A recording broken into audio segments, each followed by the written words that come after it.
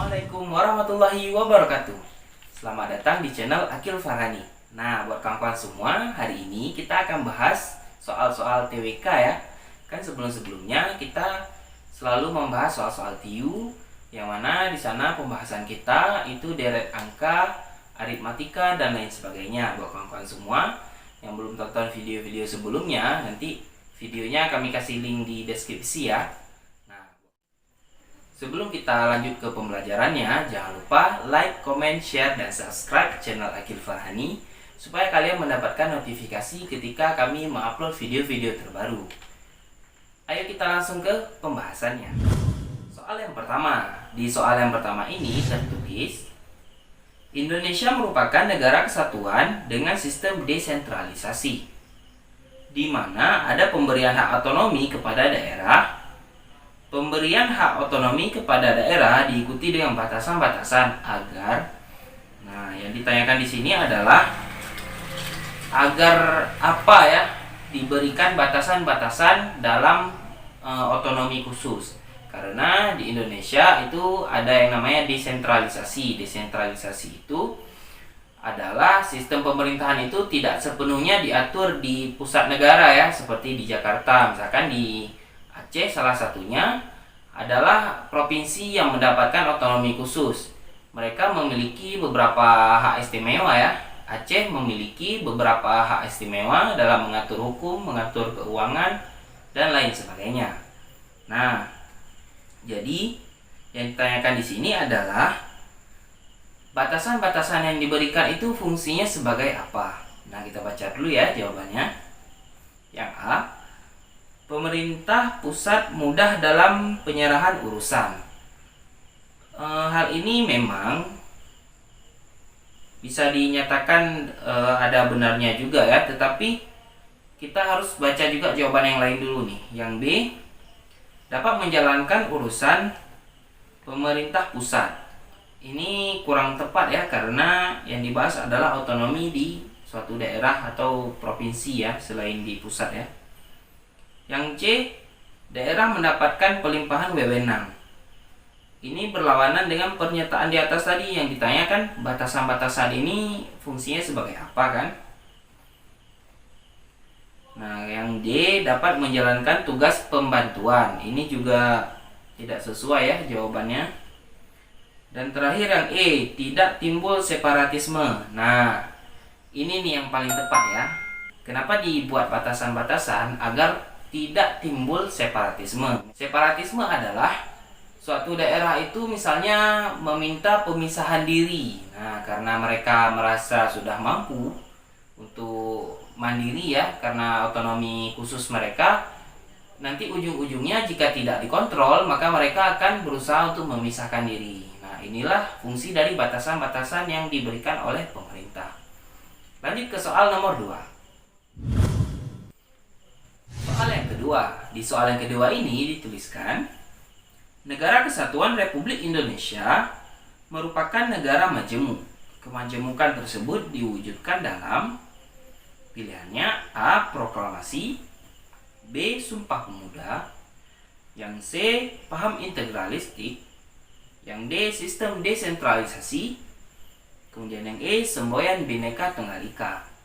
Nah, di sini ditanyakan adalah kemajemukan tersebut diwujudkan dalam apa? Nah, majemuk itu artinya adalah sekumpulan masyarakat dari berbagai kalangan ya, atau berbagai suku dan bangsa. Nah, ada suku Jawa, Sunda, dan lain sebagainya, tetapi bersatu menjadi sebuah negara yang namanya Indonesia. Nah, dari arti kata majemuk ini kita akan lihat jawaban yang tepat ya. Kita baca dulu yang A, yaitu proklamasi. Di dalam proklamasi ini bukan membahas soal majemuk ya, atau perwujudan dari majemuk tersebut. Di situ adalah tentang kemerdekaan. Kemudian Sumpah Pemuda ini juga tentang awal-awal keinginan untuk kemerdekaan di Indonesia. Kemudian yang C, paham integralistik. Nah, paham integralistik juga tidak termasuk ya. Ini adalah teori yang disebutkan oleh Dr. Supomo tentang suatu negara itu tidak mementingkan suatu golongan atau pribadi ya, tapi lebih mementingkan masyarakatnya. Kemudian yang D, sistem desentralisasi. Seperti di soalan pertama tadi, yaitu tentang otonomi khusus. Ini juga tidak berkaitan dengan kemajemukan. Yang E, nah, semboyan Bhinneka Tunggal Ika. Arti Bhinneka Tunggal Ika adalah walaupun berbeda-beda tetapi tetap satu. Nah, ini dia yang disebut dengan kemajemukan. Jadi, dapat disimpulkan bahwa kemajemukan tersebut diwujudkan dalam semboyan Bhinneka Tunggal Ika. Jawaban yang paling tepat adalah E. Oke, lanjut ke soal nomor 3. Soal nomor 3. Nah, di soal nomor 3 ini tertulis teori yang menyebutkan bahwa suatu negara tidak mengutamakan kepentingan individu dan golongan, tetapi lebih mengutamakan kepentingan seluruh rakyat adalah. Yang ditanyakan, teori ini disebut dengan teori apa ya? Yang mana teori itu tidak mementingkan kepentingan perorangan, tapi lebih ke kepentingan umum.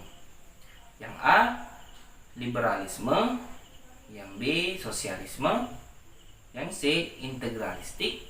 Yang D, komunisme. Yang E, individualisme. Nah, kita lihat dulu yang liberalisme ya. Liberalisme ini tentunya tidak sesuai ya, tidak seperti yang disebutkan di teori di atas. Yang B juga bukan, sosialisme ya, itu tidak termasuk. Yang C, integralistik. Nah, jadi kawan-kawan semua, integralistik adalah teori yang lebih mengutamakan kepentingan masyarakat ya dibandingkan dengan kepentingan individu dan perorangan. Nah, jadi jawaban yang paling tepat adalah C, yaitu integralistik. Nah, sekilas sejarah nih ya, teori integralistik ini pernah dikemukakan oleh Profesor Mr. Supomo dalam sidang BPUPKI di tanggal 31 Mei 1945. Nah, beliau menganggap bahwa hal ini atau teori ini paling cocok untuk negara Indonesia karena menurut beliau kepentingan negara itu adalah kepentingan masyarakat ya, bukan kepentingan individu atau pribadi. Oke, lanjut ke soal nomor 4. Di soal nomor 4 ini dituliskan budaya gotong royong masih lekat di lingkungan pedesaan. Contohnya, jika ada tetangga yang terkena musibah, masyarakat segera datang membantu.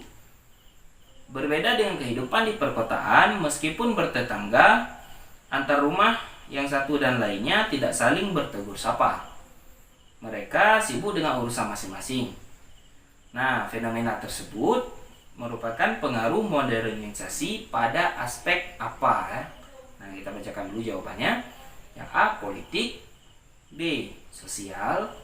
Yang C, hukum. Yang D, ekonomi.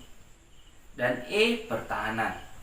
Nah, jadi di soal ini ada perbandingan ya antara bagaimana kehidupan di pedesaan dengan kehidupan di perkotaan.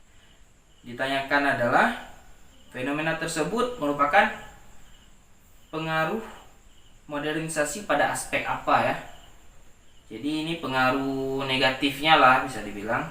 Kita bacakan yang A, politik. Nah, ini kurang sesuai ya karena ini lebih ke kehidupan. Kehidupan dalam bermasyarakat ya. Yang B, sosial.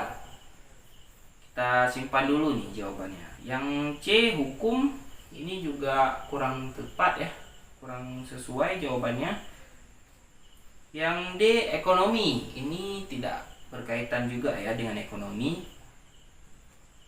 Yang E, pertahanan. Ini juga tidak sesuai ya dengan pernyataan yang di atas. Dan yang paling tepat berarti adalah yang B ya, yaitu sosial. Kenapa? Kehidupan sehari-hari ini masuk ke ranah sosial ya, yaitu modernisasi di bidang sosial ya. Di perkotaan itu efek buruknya adalah masyarakat itu cenderung hidup sendiri-sendiri dan tidak terlalu banyak berinteraksi dengan tetangga-tetangga di sebelah kiri kanannya. Di soal nomor 5 ini dituliskan, aksi pencurian yang terjadi di pasar dan pusat-pusat perbelanjaan lainnya menunjukkan semakin tingginya tingkat kriminalitas. Hal ini merupakan efek lanjutan dari dampak negatif globalisasi di bidang ekonomi, yaitu A. Meningkatnya pengangguran, B. Kesenjangan sosial, yang C. Munculnya sikap individual, yang D. Menurunnya tingkat kesehatan, dan E. Memudarnya semangat gotong royong. Jadi kan dampak negatif globalisasi di bidang ekonomi ada banyak nih. Nah, yang ditanyakan ini termasuk ke dampak negatif yang mana? Nah, yang A itu meningkatnya pengangguran ya. Jadi aksi pencurian itu disinyalir karena meningkatnya pengangguran. Kita simpan dulu nih jawabannya. Yang B adalah kesenjangan sosial, yaitu yang kurang mampu dengan yang kaya itu tidak terlalu baik hubungannya ya. Yang C, munculnya sikap individual, yaitu tidak peduli atau apatis dengan masyarakat yang lainnya atau lingkungannya. Yang D, menurunnya tingkat kesehatan. Ini kurang tepat ya, karena ini tidak ada kaitannya dengan kesehatan. Yang E, memudarnya semangat gotong royong. Ini juga lebih ke kehidupan bermasyarakat ya, tidak ada kaitannya dengan ekonomi. Nah, jadi dari A sampai C ini jawaban yang paling tepat adalah A, yaitu meningkatnya pengangguran. Kenapa? Dengan meningkatnya pengangguran, banyak orang-orang yang kehilangan pekerjaan dan akhirnya mereka sebagian ada yang memutuskan untuk melakukan hal-hal yang melanggar hukum untuk memenuhi kebutuhan hidup mereka sehari-hari. Oke, lanjut soal nomor 6.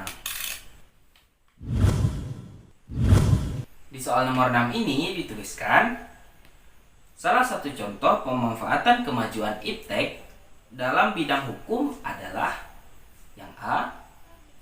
Masyarakat mendapatkan ruang dalam mengawasi kebijakan pemerintah. Yang B. Media sosial sebagai sarana penyalur aspirasi. Yang C. Pemantauan harga saham melalui internet. Kemudian yang D. Penggunaan CCTV oleh aparat kepolisian dalam olah TKP. Yang E, media pembelajaran melalui layanan online. Nah, yang ditanyakan di sini adalah contoh pemanfaatan iptek di bidang hukum. Nah, jadi kan iptek ini bisa dimanfaatkan di berbagai ranah ya. Yang ditanyakan di sini adalah di bidang hukum nih. Nah, jadi yang jawaban A dan B ini adalah pemanfaatan kemajuan iptek di bidang politik. Kemudian yang C ini pemanfaatan kemajuan iptek di bidang ekonomi ya. Dan yang E ini lebih ke sosial budaya. Jadi yang paling tepat adalah D, yaitu penggunaan CCTV oleh aparat kepolisian dalam olah TKP. Ini olah TKP ini tempat kejadian perkara ya, pastinya berkaitan dengan hukum. Oke, lanjut ke soal berikutnya. Soal nomor 7. Nah, di soal ini dituliskan, jika Anda sedang mengantri, kemudian ada orang di belakang Anda menyerobot antrian, maka A. Saya diam saja. Yang B. Jika orang tersebut terlihat kasar dan berbadan besar, maka lebih baik diam demi keamanan saya sendiri. Yang C. Saya menegurnya. Yang D. Saya menggerutu. Kemudian yang E. Saya pura-pura cuek. Nah, jadi di soal ini kita dihadapkan dengan suatu masalah, yaitu kita sedang mengantri dan ada orang yang menyerobot antrian ya, atau tidak ikut antrian. Nah, jadi pilihan jawabannya adalah sikap kita, saya diam saja ya, yang di A ini. Ini tentunya sikap yang salah ya, yaitu sikap apatis terhadap suatu masalah. Yang B, jika orangnya terlihat kasar dan berbadan besar, maka saya lebih baik diam demi keamanan saya sendiri. Ini juga tidak sesuai ya, karena kita mementingkan diri kita sendiri, sedangkan tidak hanya kita, orang lain juga banyak yang dirugikan. Yang C, saya menegurnya. Nah, Jadi yang C ini kita menegur orang yang menyerobot antrian ya, atau tidak patuh terhadap aturan antrian. Tentunya kita harus menegurnya dengan baik dan dengan cara yang tidak menyinggung. Nah, jadi jawaban yang paling tepat adalah C, yaitu menegurnya. Oke teman-teman, cukup sekian dulu ya pembelajaran kita untuk hari ini di soal TWK ya. Nanti kita tentunya akan mengupdate lagi soal-soal berikutnya, baik itu dari TWK atau TKP maupun TIU. Nah, buat kawan-kawan semua yang udah nonton dari awal sampai habis, terima kasih banyak ya. Dan jangan lupa juga untuk like, comment, share, dan subscribe channel Akil Farhani supaya kalian selalu mendapatkan notifikasi dari channel ini. Terima kasih. Assalamualaikum warahmatullahi wabarakatuh.